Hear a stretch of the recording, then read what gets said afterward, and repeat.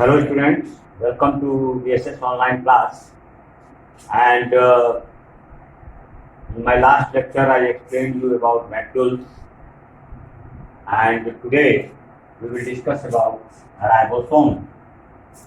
Ribosomes are also important cell organelles found in both plant and animal cells. So ribosomes, they are very important cell organelles found in both plant cell and animal cell as well as in prokaryotic cell. Ribosomes were discovered by George Pallet. So sometimes ribosomes are nicknamed as Pallet particles. The nickname of ribosome is Pallet particle as they were discovered by George Pallet. Now students, generally inside the cell, ribosomes are basically synthesized by RNA, and in further classes, means in class 12, you will study about DNA and RNA in more detail, and there you will study the RNA is of different types. Full form of RNA is ribose nucleic acid. And RNA performs different functions. So as per the function of RNA are of three types. One is called mRNA or messenger RNA. Second one is called rRNA, ribosomal RNA. And third one is called tRNA or transfer RNA. So out of these three types of RNA, the rRNA, ribosomal RNA, it only synthesizes ribosome. So ribosomes are synthesized by rRNA, and they were discovered by George Pallet. So it is also nicknamed as Pallet particle. And it is found in prokaryotic cell also and eukaryotic cell also. It is found in plant cell as well as in animal cell. Now ribosomes, they are of two types. One is called, it is of two types. Ribosomes are of two types. One is called 70S ribosome and the other one is called 80S ribosome. These are the two types of ribosomes. And here 70S ribosomes, they are made up of two subparticles. Again, 70S ribosome is made up of two subparticles. One is larger in size and other one is smaller in size. So it is made up of two subparticles. The smaller one is 30S and the larger one is 50S.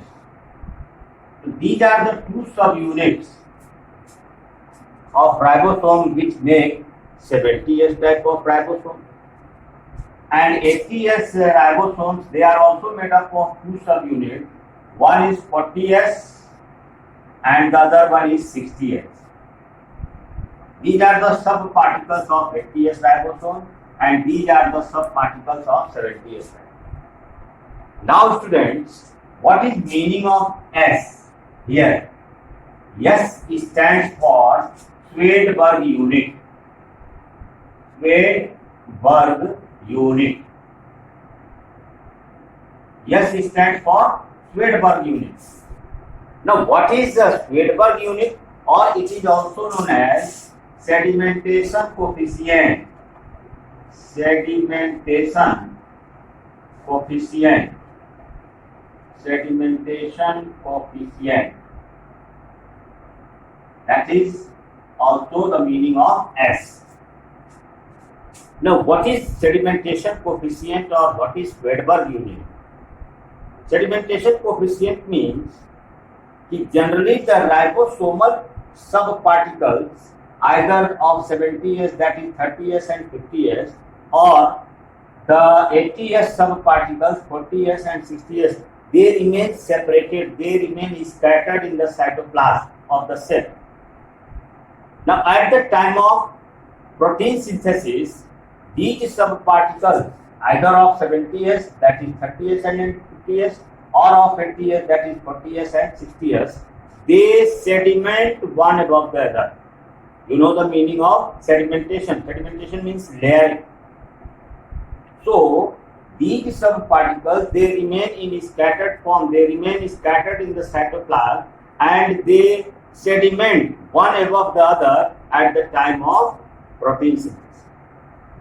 Now Swedberg was the biologist who calculated with the help of photochromatic process, with the help of photometry, that at what speed or at what velocity these subparticles are sedimenting one above the other. That is only the meaning of sedimentation coefficient or Swedberg. The 70 stands for the velocity or speed with the help of photometric process. The 70S ribosomes, the subparticles of 70S ribosomes, that is 30S and 50S, they sediment one above the other at a speed or velocity of 70. In the same way, the subparticle of 80S ribosome, that is 40S and 60S, they sediment one above the other with a velocity of 80. That is calculated by Swedberg by photometric process. So that is the case of 70S ribosome and 80S. Now you see here, I can represent here, this is the large subunit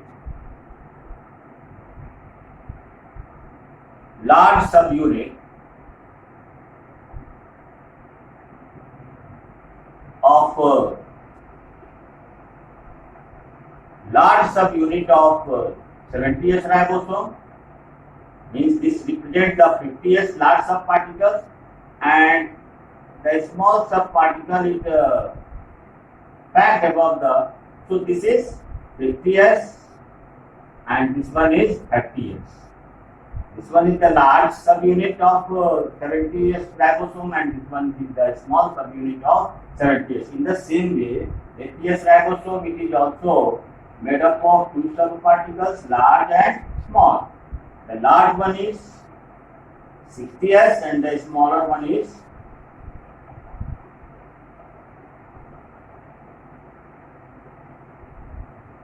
like this. This one represents 60S and this one represents 40S.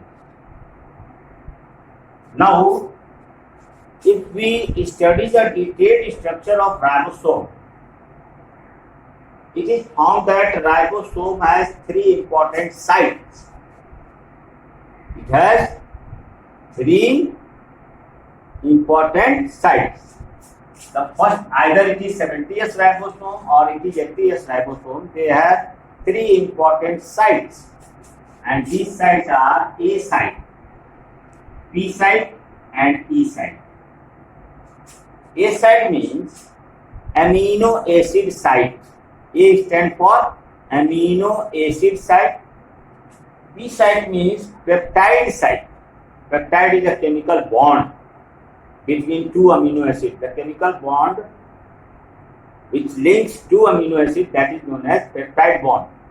So A site means amino acid site, B site means peptide site, and E site means exit site.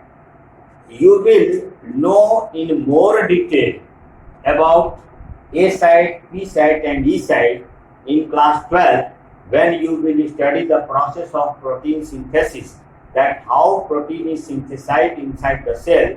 At that time you will know these different sites of ribosome, that is A site, B site and E site.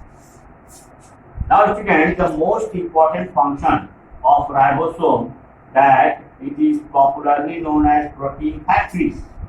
Ribosomes are protein factories.